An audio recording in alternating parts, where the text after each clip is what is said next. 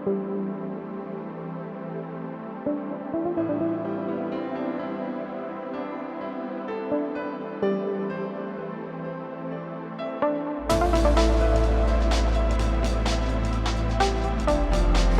guests, welcome to Trending Echoes. My name is Serhat Suhat Çubukçuoğlu. I'm a senior fellow at Trends Research and Advisory in Strategic Studies Department. We have a very special guest today with us, Professor Dr. Huseyn Bagci, President of Foreign Policy Institute in Ankara, Turkey. Professor Bagci is also a Professor of International Affairs at Middle East Technical University in Ankara. Welcome, Professor Bagci. Thank you very much. Thank you for joining us. It's a pleasure to have you with us in here and for your time to share with us some of your thoughts and your vast experience on regional issues, the most pressing ones, especially nowadays when we see geopolitical shifts. I would like to tap into your expertise in this field and please enlighten us and our audience on a number of issues that we're going to discuss, mainly around regional constellation of powers, but also the economic relations. Let me start with our first question. The global economy's center of gravity is shifting, as you know, as the historic dominance of the West, so-called, Europe and America declines, while Asian powers rise in relative terms. And there's this much debated topic of a multi-centered world, even multipolarity. We see that with increasing emphasis on minilaterals, such as the BRICS, Shanghai Cooperation Organization, right, or the Organization of Turkic States. That brings some anxieties about divergences between the so-called global North and the global South. How can, in your view, regional powers, middle powers like Turkey, UAE, or Saudi Arabia navigate this complex world? How can they preserve their strategic autonomy while maintaining their interests among competing powers? First, thank you very much. First of all, it's very good to be here. And I will comment, starting like this. First of all, the world is in the flames. The world is burning. Mm-hmm. And the discussions about the global world order, is also there to be challenged, to be discussed. We are entering into a very interesting era in the international politics. When the Chinese says if they want to curse somebody, they say we should live in interesting times. And now exactly we live in very interesting times. In 1996, American President Bill Clinton was talking about the Pacific century. He said that the world economic gravity will shift to the east. And then similarly, we had in those years an article by Kishore Mahbubani from the Singapore National University, who was representative of Singapore in the United Nations. He wrote an article first and then a book with the title, Can Asians Think? So this is the beginning that in the world, the economy is shifting once again, like in the 18th and 19th century, to Asia. Mm-hmm. The Chinese have been the biggest economy in the 18th century in the world. Now they are back again to become one of the biggest economy in the world. Not yet so far, but the Chinese are already there. So we are also moving to a more multipolar world structure, relating also to this global North and global South. Actually, global South means the non-aligned countries during the Cold War years. And the difference is there is no ideology anymore, socialism versus capitalism. There is free age of ideologies in political terms. It is much more in economic terms when we talk about the globalization or global connectivity. We talk about the development of certain countries, as you mentioned rightly, Turkey, Saudi Arabia, United Arab Emirates. For Turkey, we call a modified middle power. It is not a nuclear power, but is getting more and more important in international politics because the geopolitical and geoeconomic developments. And these two words, geopolitics, geoeconomics, dominate actually the international relations in the last 15 to 20 years with the globalization. And I think globalization is a process which at the moment slowing down, but we experienced that the entire world economy is getting more and more interconnected with each other, and nobody is free of any negative developments in the regional and global developments concerning the security discussion. Security comes first at the moment, and this is very important to remind again, as Paul Kennedy in his book Rise and Fall of Great Powers tells, there is an interaction between economy and security and vice versa. So it means if there's no secure environment, you cannot make business. So, and I think at the moment, we need more cooperation.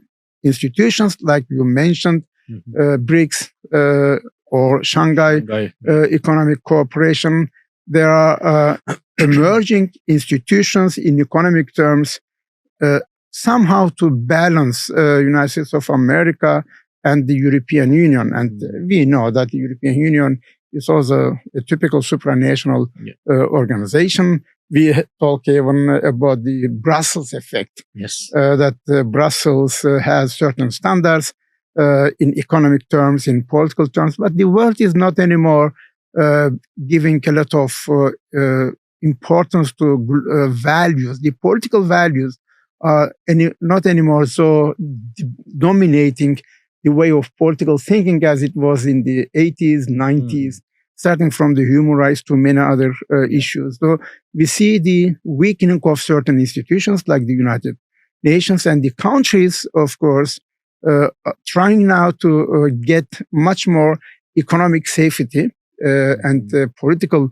safety, so they come much more together and establish new institutions. How these institutions will shape the regional and global economy is an open question.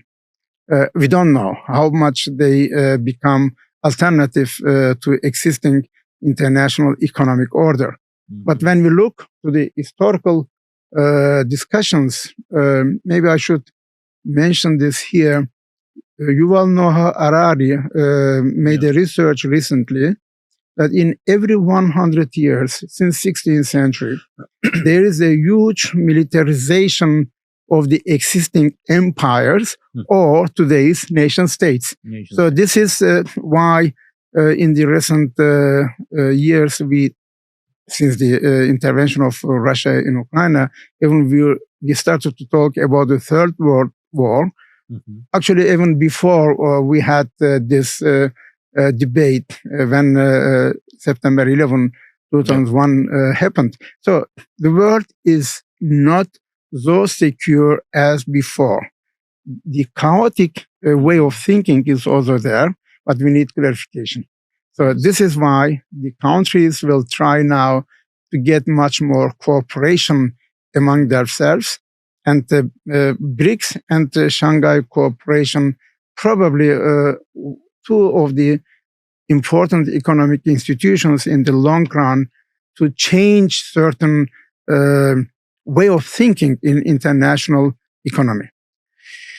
Thank you, Professor. And you touched upon some very interesting topics here, naming such as empowerment and change in hand of power from between different nations, countries, but also the normative power of these liberal institutions and their decline of maybe we can call so because of the fragmentation and to what some people call deglobalization. But there is search for this kind of regional security countries are vying for, and they are increasingly more invested in. With that, I would like to come to focus a bit more on the security side of our discussion. So you mentioned the other day that Turkey is a security provider, and not a security consumer in the Middle East. Would you please open this up a little bit more? I mean, what is the perception in Turkey, or how does Ankara see this complex mosaic of powers in the region like the UAE, Saudi Arabia, Iran, or amid shifting partnerships or proxy wars across the region from Syria to Libya? how can Turkey be a security provider in this region among traditional ones like the US, UK, and increasingly nowadays China? First of all, the geopolitical shift is very important in regional and in the global context. Mm-hmm. According to a RAND research result, Turkey is having a position very near to 16 regional conflicts. Okay. So, starting from Russian-Ukrainian war to Armenian-Azerbaijan and name it, Iran, Syria, and Middle East. My position was that Turkey is a security provider because so far Turkey is not involved in any war, but sending troops to Kosovo, to Somalia, to Azerbaijan, Lebanon, name it. That Turkey is among the countries which provides for the regional and global security by sending troops to keep the situation calm, including the Afghan conflict, Taliban, and etc. So I think the Middle East is just one part of Turkish security environment. Europe, the European security is Turkish security. Turkish security is the European security.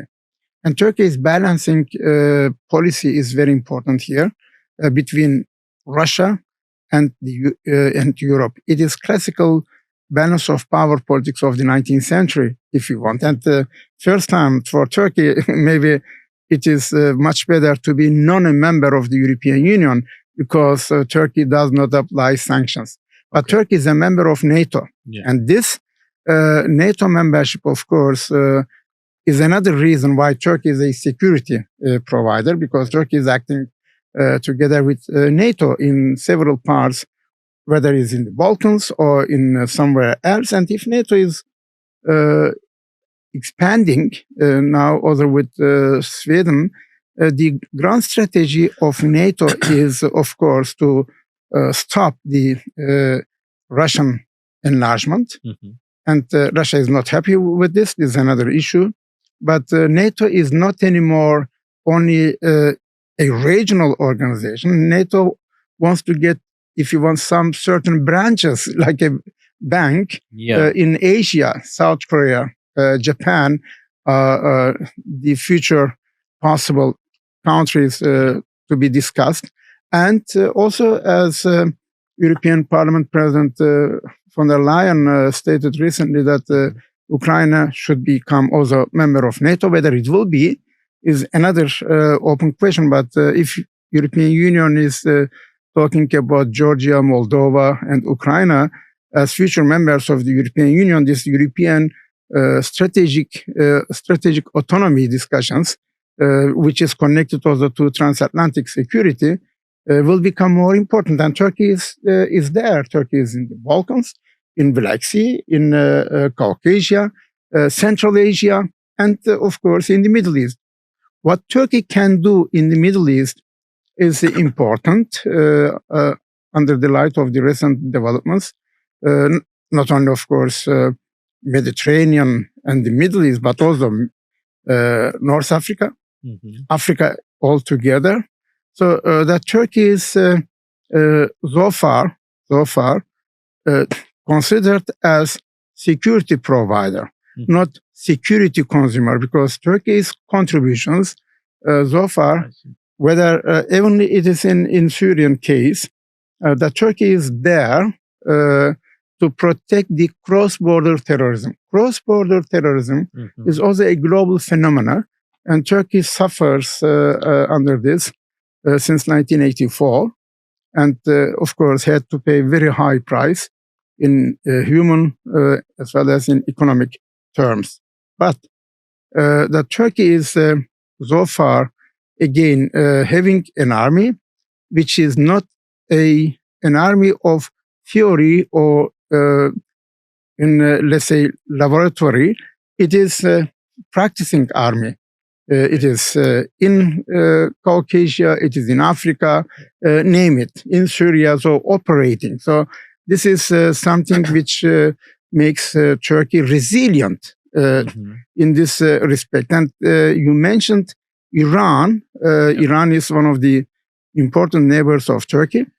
The thing is, the Turkish-Iranian border did not change since 1639. Yes. So since Kasr-Şirin Treaty. Yeah. But the thing is, here, Turkey became not anymore a bridge which we used. This analogy we used always for Turkey, but Turkey became like a dam concerning the migration. Yes. It is something that the people come and filter there, whether they go to Greece or to other European countries. The Turkish borders in recent years have been one of the most important critical borders concerning the mass migration from all over the world. So I think how long Turkey will be security provider is again an open question. But in the last 3 decades, Turkey served as a security provider.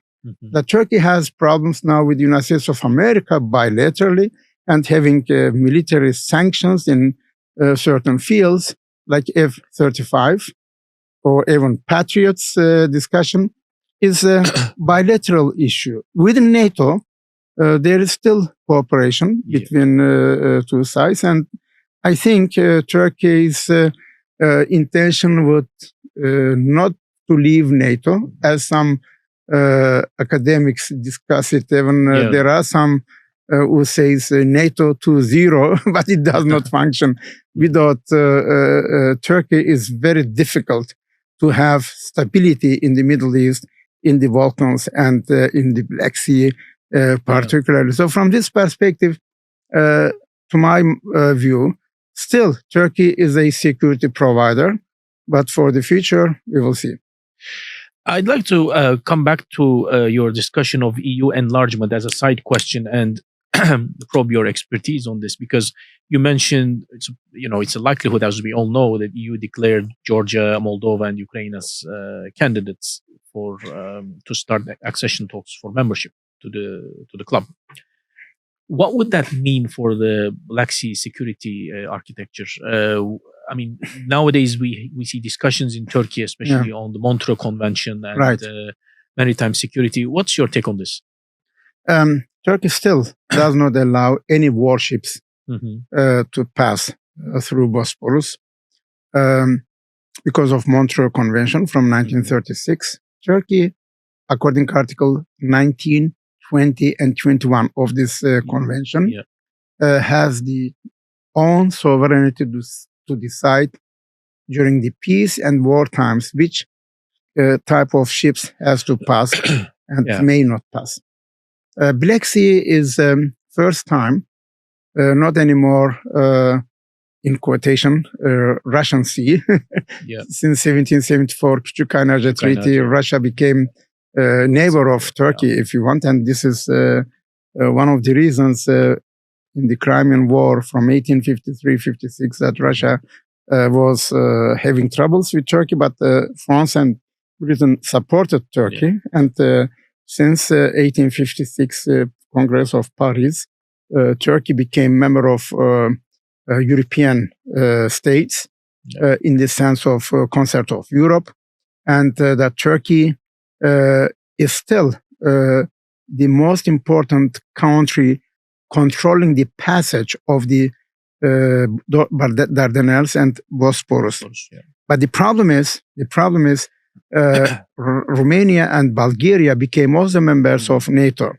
And this is why Ukraine was somehow leaving the grain deal because they found the way through the coastal waters of these exactly two states, until Greece. And this is what Russians are very angry about this, and Putin was withdrawing from the treaty. I always say Turkey and Russia are two big powers on the Black Sea. Ukraine, Russia, and Turkey, we eat all the same fish from the same sea. The same sea. But the problem is, will Black Sea a NATO lake? Probably not so fast. If Ukraine would become a member of NATO, then the situation would change. Then we would have 4 NATO countries, members of NATO, and Russia would really be pushed to the corner. Yes. And what type of repercussions it would have is another debate. But Black Sea security so far is still very much controlled by Turkey and Russia. And this is why the Turkish-Russian relations deserves a specific interpretation. Vladimir Putin is trusting Turkey and Turkey trusting to Russia. But this trust, how deep is it, is another issue. But Black Sea security will occupy our minds in the future more than it is the case today. We will see how the Russian-Ukrainian war will continue. Thank you for your insights. Indeed, fascinating topic, which it is. We may at some point have another discussion with yes. you on, hopefully.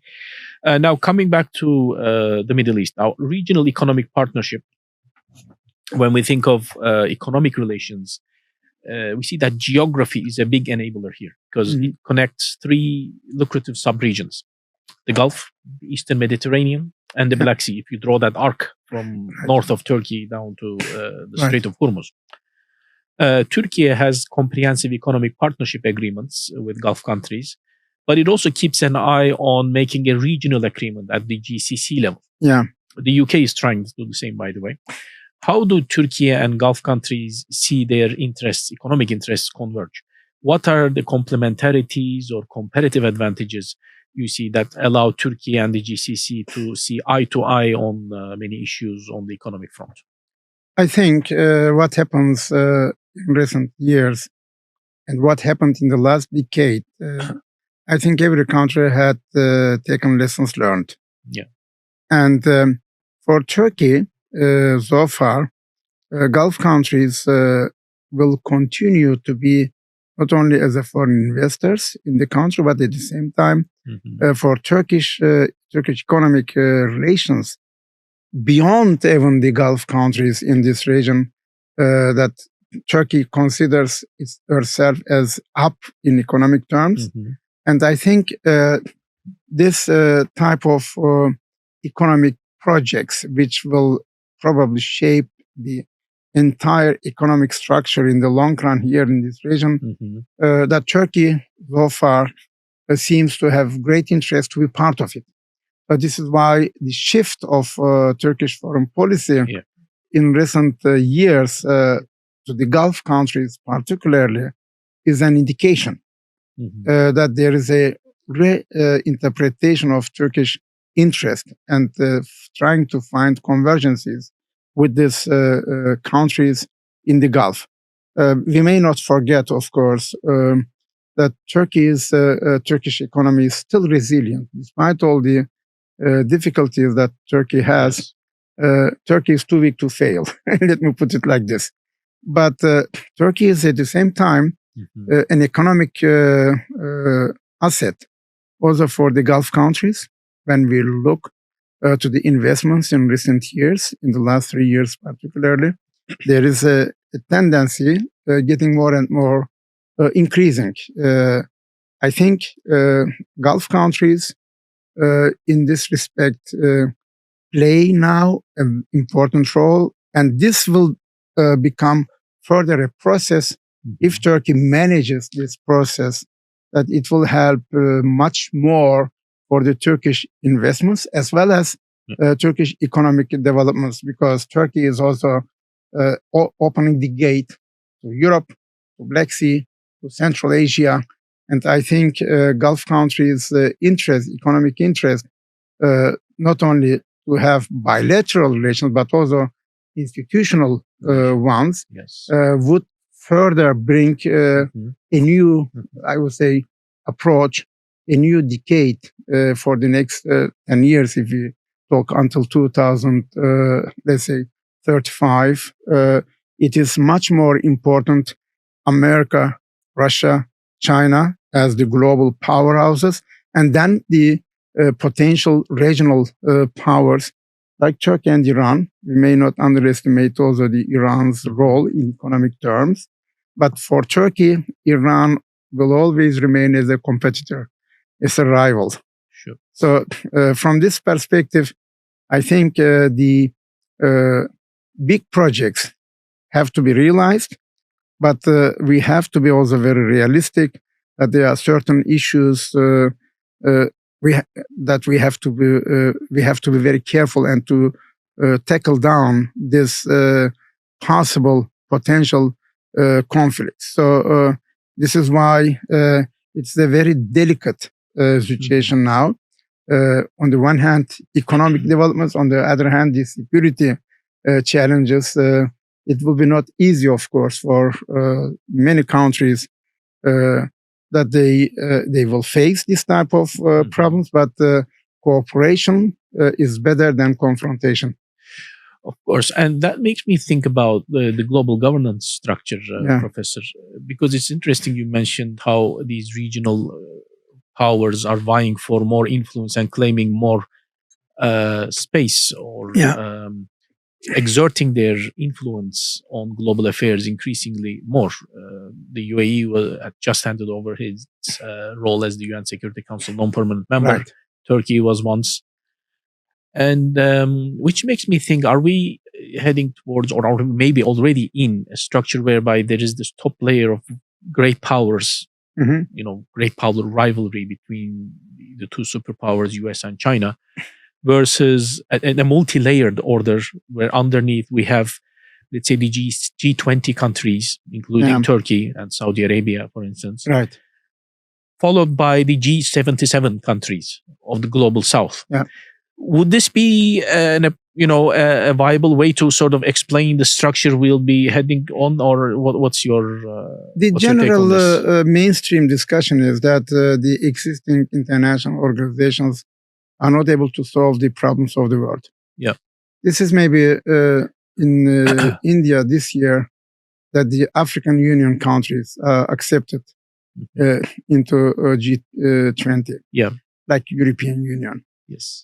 I think, to my mind, the future will be, of course, somehow controlled by big powers. So this is why between China and America, any military confrontation would have huge repercussions. But as the former president of Singapore used to say, if two elephants make a fight, the grass is suffering. Suffers, yeah. So this is maybe, again, a new era in the global world order discussions. We still have 1945 global order discussions. In 1990, George Bush was talking about the new world order after the dissolution of Warsaw Pact countries, that we had in the 90s, again, the emergence of Europe and America as the big economic powers. China came later. China was in the 80s not so big economic power, but in the second part of the 90s and after 2000s, China is there. Now, what will become the world look like in future? Are we heading to a more secure world or more insecure world? This is the general discussion now. It all depends on which side you stand. If there are some people, they say they expect that there is a big war again, because every world order is the result of a big war, which I do not expect. At the moment, I do not expect that there is a third world war or usage of nuclear weapons so far. It will remain conventional because still the international law and the existing international organizations are weakening, but they are not disappearing. No. So this is, again, bringing me to the conclusion that certain countries will try to prevent their privileged situation, like permanent five, of course. But the demand from G77, as you rightly mentioned, we have to see how the global South is developing, what type of institutions they have, and what type of new generations they bring as political, economic, and cultural leaders. In several international conferences, I observe always how the G77 countries, intellectuals, politicians, got now much more self-confidence than before. Reading it from the other side, the former colonial countries like France, for example, having a lot of troubles in Africa, in Sahel, the increasing influence increasing countries are China and Turkey in Africa, for example, but also in Latin America and Asia, we see how certain countries try to get the leadership. Brazil is one of them. This year, I participated in a webinar with several G77 countries, academics from China to Thailand, from Brazil to South Africa. Look what South Africa is now doing. South Africa is also getting more and more in international politics, not aggressive, but more visible. Let me put it like this. I think the voice of global South through the economic developments of several countries there is getting much stronger. Which is declining or losing the dominating values structure are the Europeans. European values are not anymore so strong as before. And this is indeed a problem for Europe. And just in 2 weeks, I will participate in a discussion in Stuttgart in Germany, how the transatlantic relations will be affected by these developments by G77 and G20 countries, which we may not oversee. G7 countries are still there. They're there. But their control over the world economy is getting down. Increasing, yes. And this is a new tendency which we have to take into account. Very good. Thank you, Professor. And I'd like to bring our discussion toward competing economic corridors, because you mentioned, we discussed these different strands of economic development that nowadays ties in with this fragmented global order, but also in terms of trade partnerships. And some of these corridors, let's name them, are the Belt and Road Initiative, the Middle Corridor through Turkey, IMEC, India, Middle East, Europe Corridor, and the Gulf Turkey Transport Corridor through Iraq. The Gaza War and escalating tensions in the Red Sea heightened interest in alternative routes, some of which are multimodal, that involve land and sea parts. And we see that today, for instance, goods being transferred from the UAE through Saudi Arabia to Jordan and Israel. So earlier this week, I noted that Turkey's Ministry of Transport and Infrastructure, Abdülkadir Uraloğlu, said that Turkey will implement the development corridor together with Iraq. It seems that the United Arab Emirates and Qatar will also be involved in this process. But that raised some questions in my mind, namely because given these tense geopolitical situation and upheavals in the region, such as the crossfire between competing powers, which of these corridors do you think has more upsides, and how likely is Turkey able to realize its goals or turn its ambitions into reality and become a transport hub for the Gulf? Corridors are important indeed at the moment. My director of the Institute for Global and Turkish Economy, Dr. Huseyn Bagci, prepared a report. The most viable one is this Iraq corridor.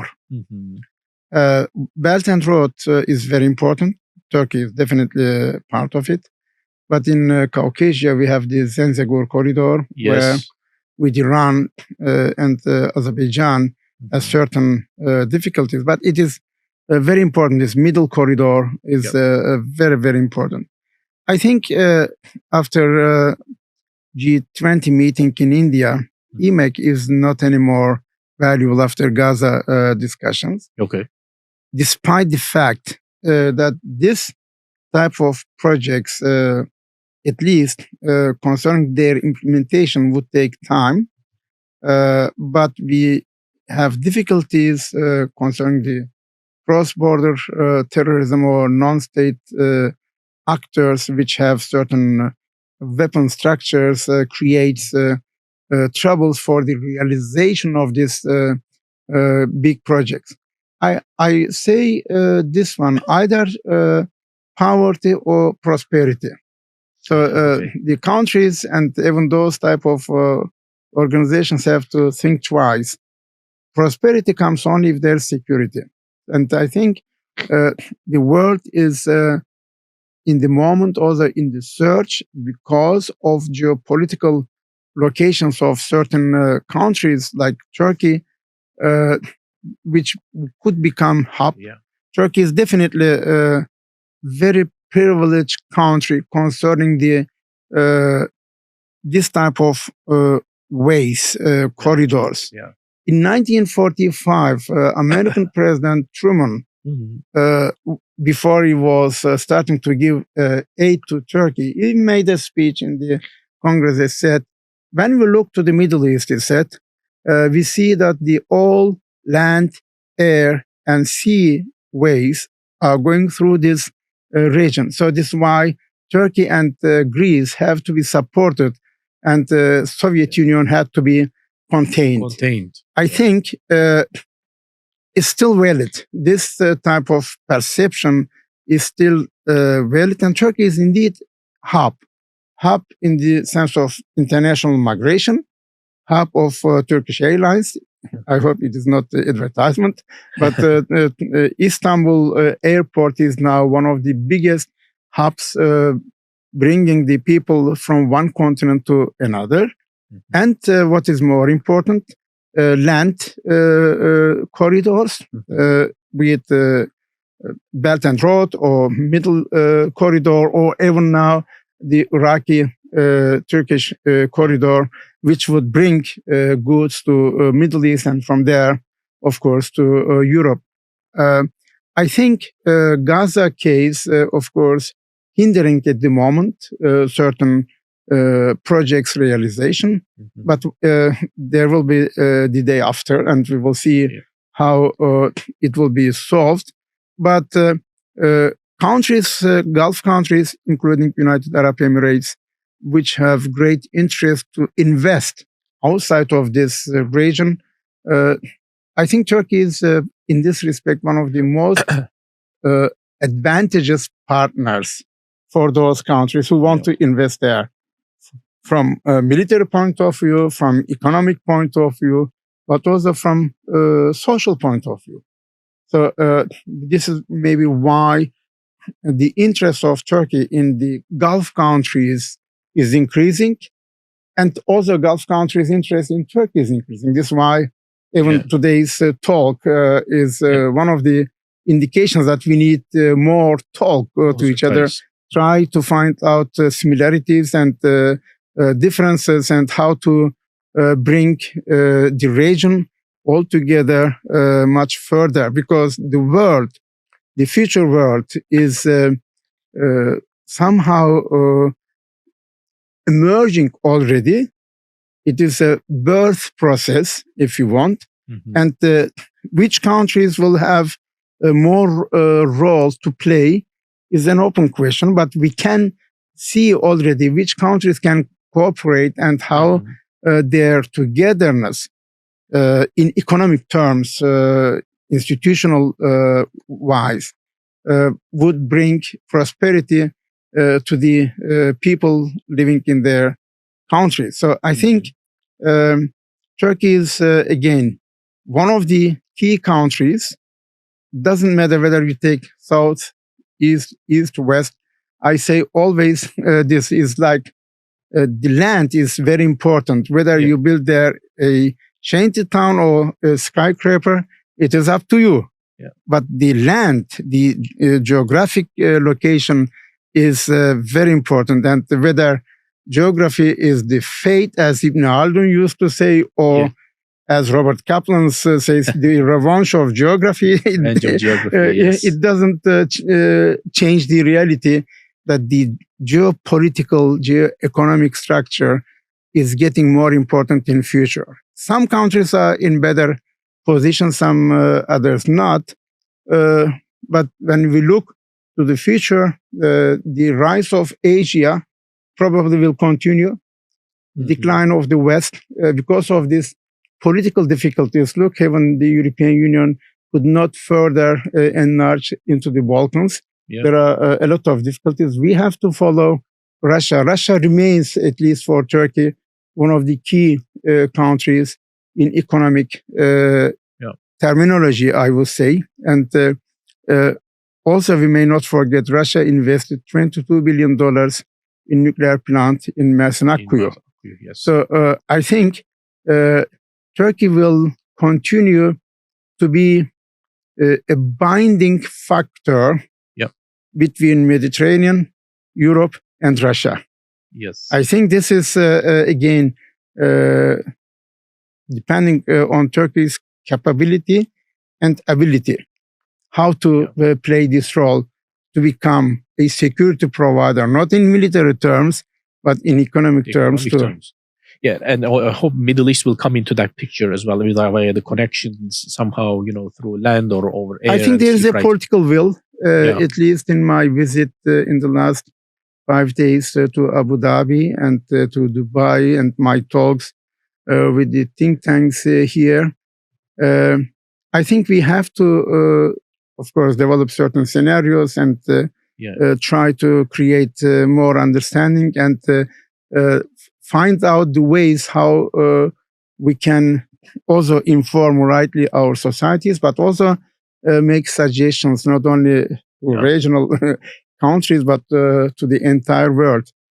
Whatever it is, the future is coming, and we have to be prepared to meet the challenges, but also to make use of the opportunities. And that comes with what we say, the compartmentalization of foreign policy. Is that right, Professor? I mean, this is something that's been increasingly more spoken of, more articulated in among Turkish, at least from what I see on Turkish media.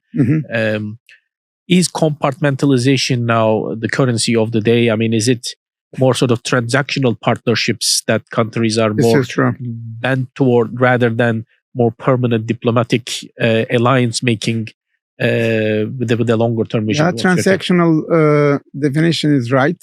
But this is the time where we live in.